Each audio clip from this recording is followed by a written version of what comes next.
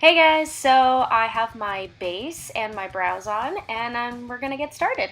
So I'm gonna be using the Anastasia Subculture palette, starting off with Dawn on a big fluffy blending brush. I'm just gonna be taking this through as my transition color. I'm not overly concerned about the placement of this eyeshadow. I kind of just gonna pop it through my crease. It can go onto the lid area. It's not a huge deal. Side note, I've already primed my eyes off camera, so if you would like to use a primer, then make sure you prime your eyes before you start using your eyeshadows. So just taking that fluffy blending brush and just popping it all over the crease.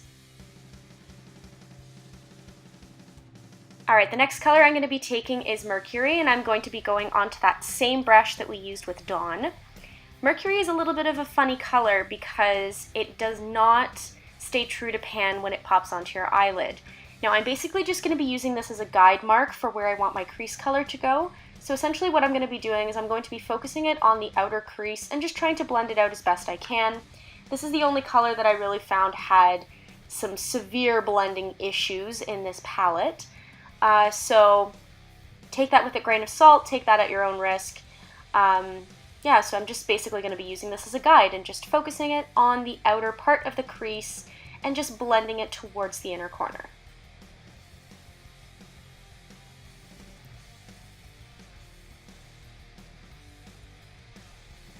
Alright, so I'm going to be going back over with Dawn just to kind of facilitate a smoother blend here. It seemed to work. I don't necessarily care about this eyeshadow turning ashy or mixing an odd color, because we're going to be popping some colors on top of it. Again, like I said, we're just going to be using this as kind of a groundwork. That way we're placing the eyeshadows in the correct spots on the eye. Alright, so now going in with my furless blending brush with the infamous Axis. This is kind of like a dark tealish green color, and I'm going to be slowly starting to build that up into the crease. This color is extremely pigmented. So to be completely honest, I've done my eyes. I'm going to be doing my eyes first, and then I'm going to be doing my base after. So just following up with Mercury on that same brush, I wanted to kind of make this color a little bit more gray. This is a completely optional step, but I found it helped make Axis a little bit more of the color that I wanted it to be. I kind of consider this a pressed pigment palette. So if you apply basic color theory, you shouldn't go wrong, but I will warn you, just make sure that you don't apply complementary colors on top of each other, otherwise they will turn a very nasty shade of gray.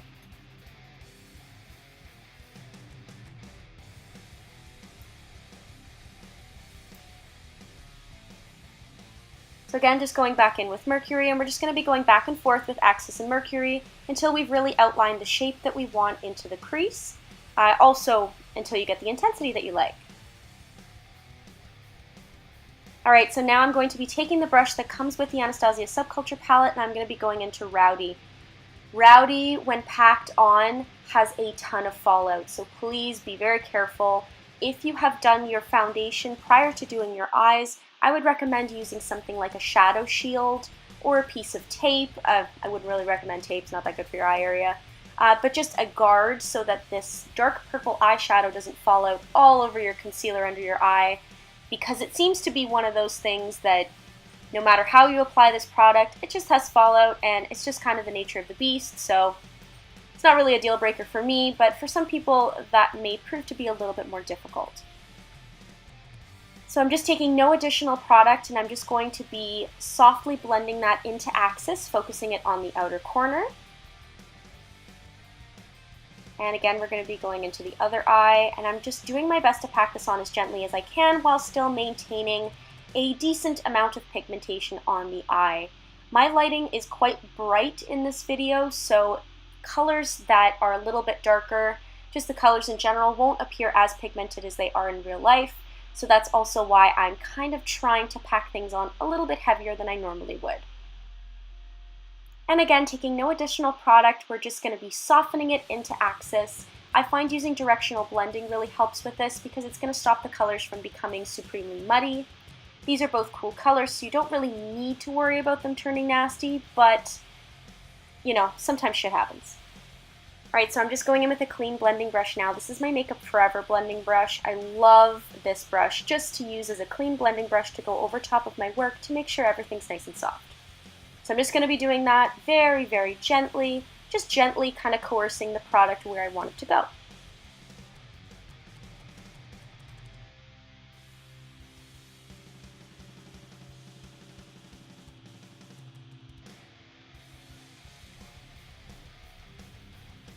And as you can see, I'm just taking a little bit of New Wave there, just on top. That's just going to add to the gradient. And now I'm going to be going in with Mercury again. This palette is very much a back and forth kind of thing. I find like you have to really work at it, but if you're willing to put the time into making these shadows work, it's a really beautiful palette. Again, no additional product. We're just going to be going over the top and just diffusing the edges.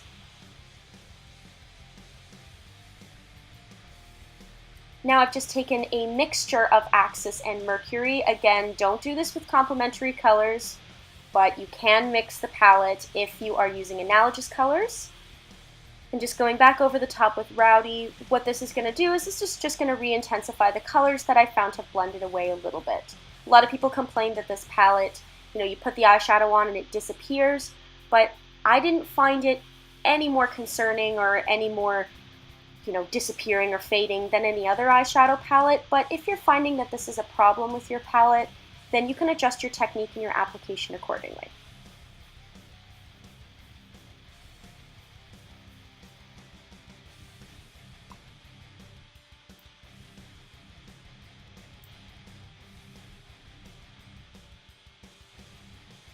And again, just no additional product on the brush.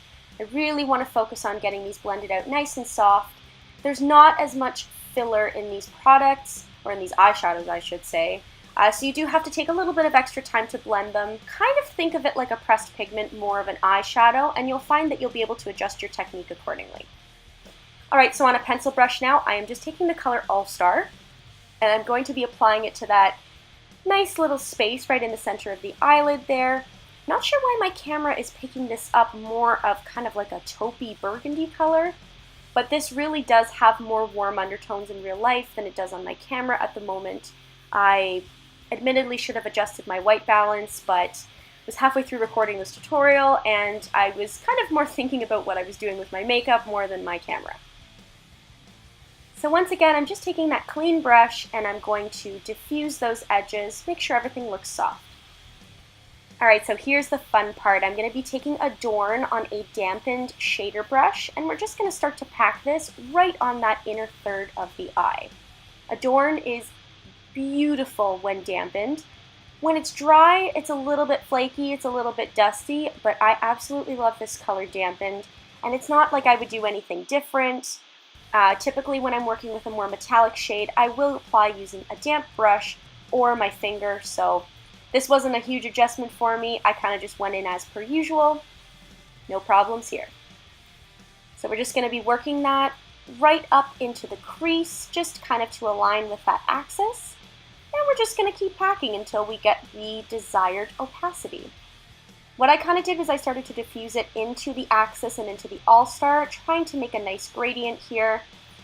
This is obviously going to be the focal point of the look in terms of the inner corner. So it kind of just takes a little bit of fiddling to get it right. Alright, now just diffusing those edges right underneath my brow bone with the brush that came with the palette, the blending brush side, which I admittedly don't really like all that much, but it was there, it was in front of me, and I used it. Seemed to get the job done, so whatever, you work with it. Alright, so now this step was a little bit disappointing for me. I went in with electric, and I was like, alright, hopefully this will show up. It was showing up in real life, I was looking into the mirror and I was getting a little bit of, a decent amount of pigmentation, but as you can see, my camera picked up absolutely none of this color, so later on in the tutorial you will see that I'm going on top with a different duochrome eyeshadow palette, and that's just going to kind of amp up the look a little bit more.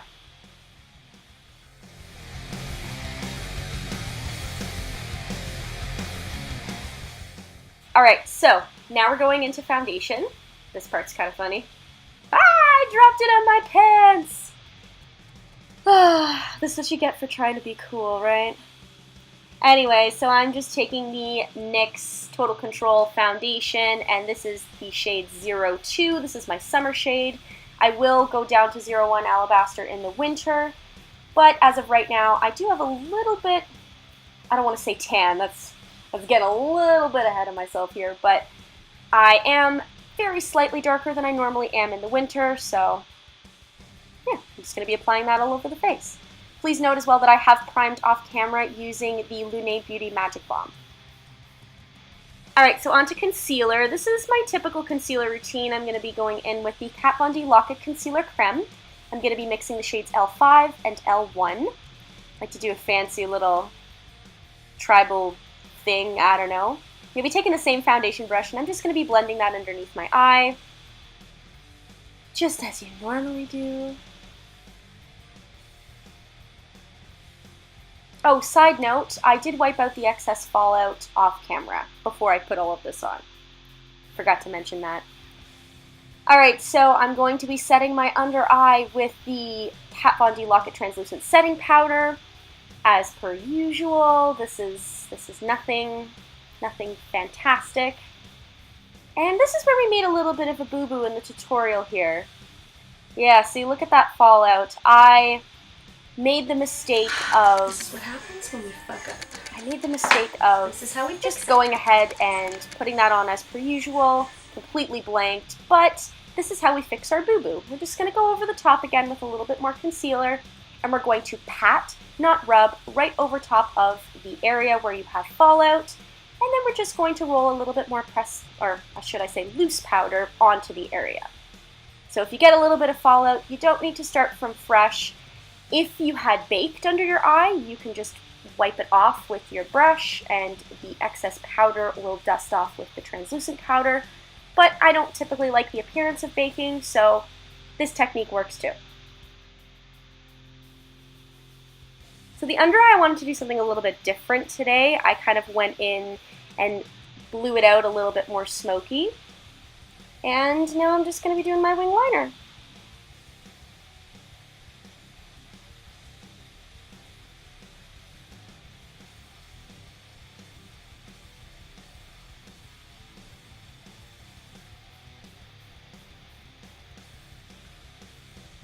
Tattoo liner is literally the answer to all of life's problems at the moment.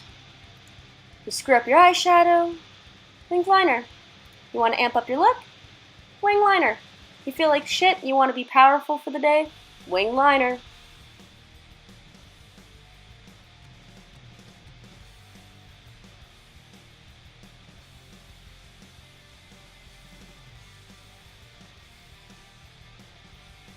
Boom.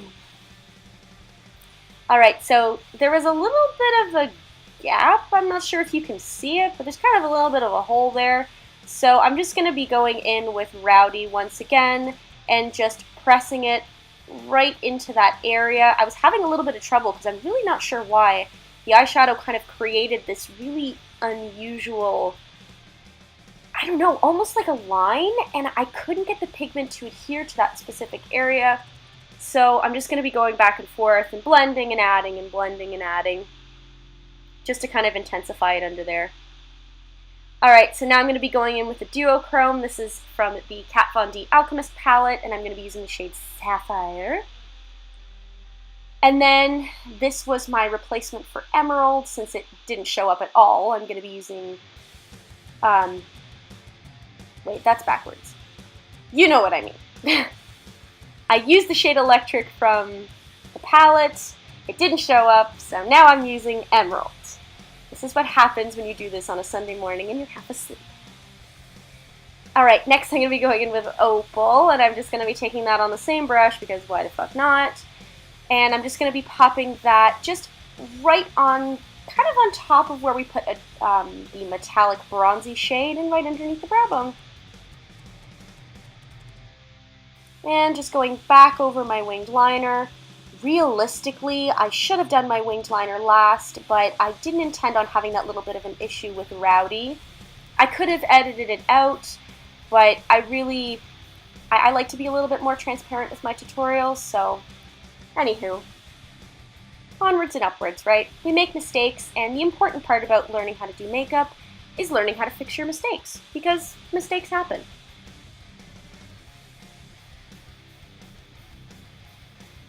Alright, so now I'm going to be going in, popping mascara on my lashes. This is the Velvet Noir mascara from Marc Jacobs. I only showed the top lashes because watching people put mascara on their lower lashes is just hideous.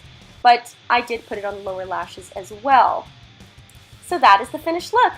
Thank you so much for watching, guys, and we will see you on the next one. Bye!